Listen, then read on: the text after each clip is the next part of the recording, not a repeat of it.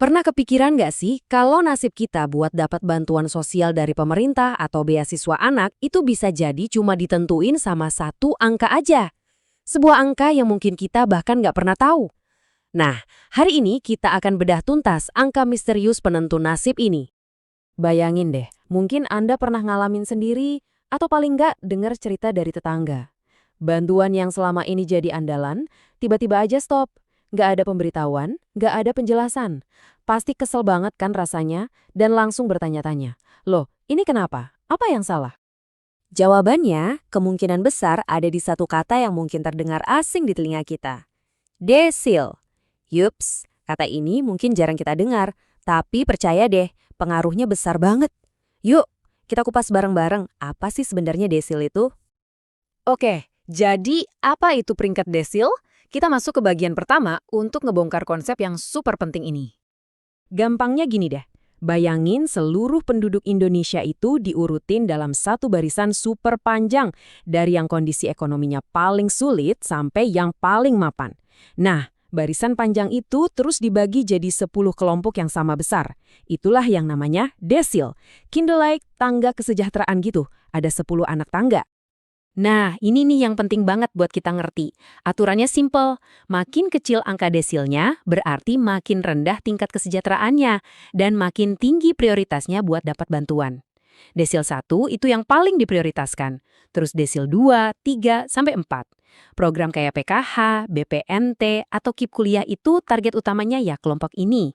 Kalau Anda masuk desil 5 ke atas, Anda dianggap sudah mampu, jadi biasanya nggak jadi prioritas utama. Terus data ini asalnya dari mana sih? Nah, ini sering banget bikin bingung. Jadi yang ngumpulin data di lapangan yang datang dari rumah ke rumah itu adalah Badan Pusat Statistik atau BPS. Data mentah ini kemudian diserahkan ke Kementerian Sosial untuk diolah dan dimasukkan ke dalam satu database raksasa bernama DTKS. Poin kuncinya apa? Kita nggak bisa ngecek peringkat desil kita langsung di website BPS. Ceknya itu di platform penggunanya, kayak Kemensos atau Kemdikbud. Oke, sekarang kita masuk ke bagian yang paling ditunggu-tunggu nih. Gimana caranya kita tahu kita ada di desil berapa?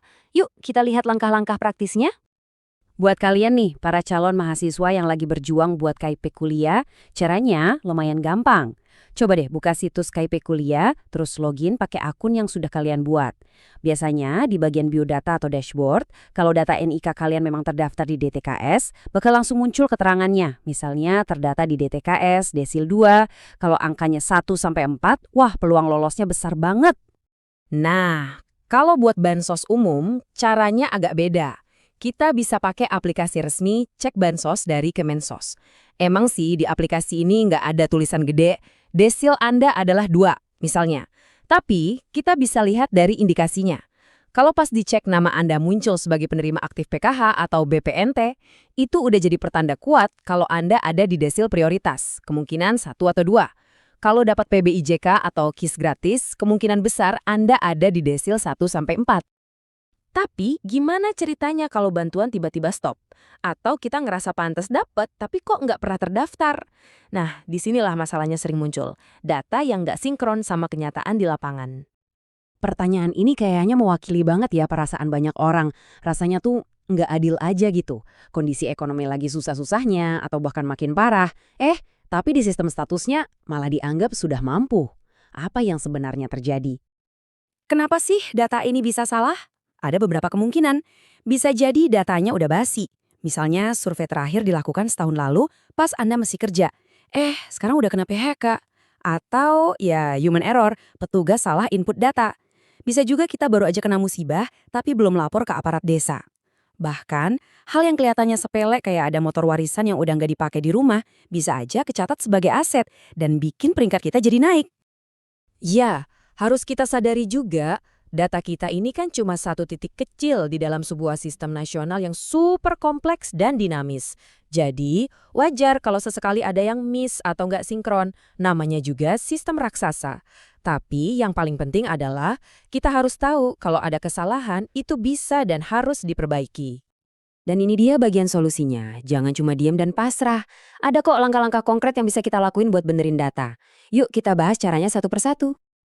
Oke, stop dulu. Ini penting banget, jangan sampai salah langkah ya. Ada 2 jalur pengaduan yang beda. menurunkan desil sama sanggahan bansos. Bedanya apa? Gampangnya gini. Menurunkan desil itu tujuannya buat ngubah data inti kita di pusat.